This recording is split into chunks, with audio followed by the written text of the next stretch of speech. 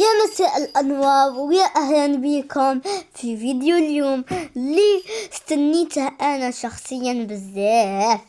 اليوم الدار راها حالة طوارئ بالصح، من النوع اللي يفرح. اليوم ريحة المسك والبخور راها دايرة حالة، لا خاطر استقبلنا الغاليين جدي وجدتي وخالتي اللي جاو من العمرة. يا محلاها هذه اللحظة.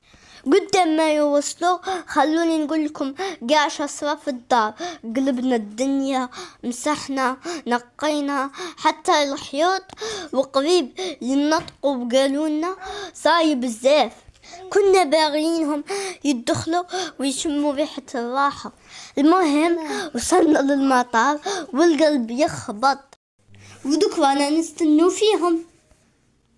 وكما تعرفوا في عاداتنا نستقبل العمار بالتمر والحليب، هذا باش استقبلناهم.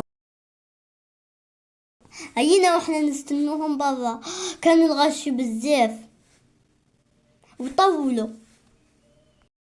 غير شفتهم خارجين ووجوههم منورة، فرحت بزاف.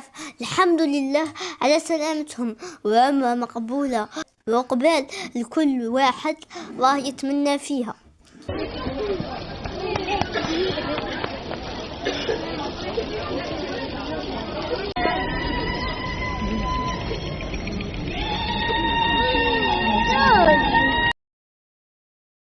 ورجعنا للبيت، حطينا الفطار وبدات اللمة الحقيقية. بالصح أنا بيني وبينكم عيني كانت غير على ليفاليز. يا درا شو جابولي؟ وجا وقت الصح وحلينا الفاليزات، بدات المفاجآت.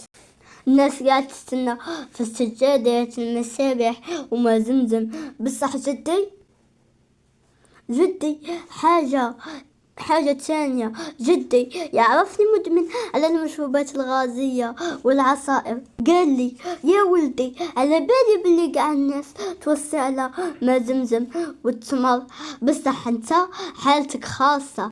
هاك دوق القازوز والجو تاع السعودية. قول لي كاين فرق في البنة ولا لا؟ تخيلوا يا جماعة، الناس تشرب في البركة وانا جدي جايب لي كانات. قال لي دوق الكاس تاع مكة. والله غير فرحت بيها أكتر من أي حاجة، لا خاطر تفكرني بالحاجة اللي نبغيها. هذه هي المحبة الحقيقية ولا بلاش. وما كملتش السهرة هنا، لا خاطر اليوم المناسبة تاع يناير رأس السنة الأمازيغية، يعني الريحة في الدار راها مخلطة بين بخور مكة وريحة شرشم والمكسرات.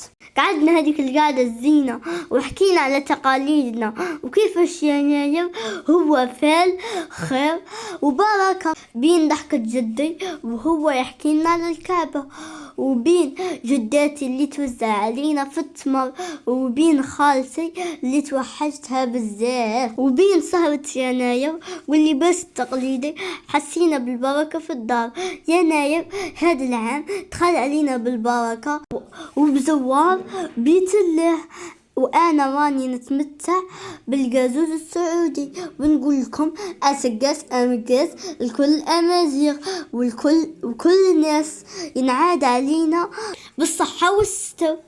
قولوا لي في التعليقات جدي لو كان يجي عندكم واش يجيب لكم قازوز ولا حاجة واحدة اخرى. نتلاقوا في فيديو الجاي. سلام.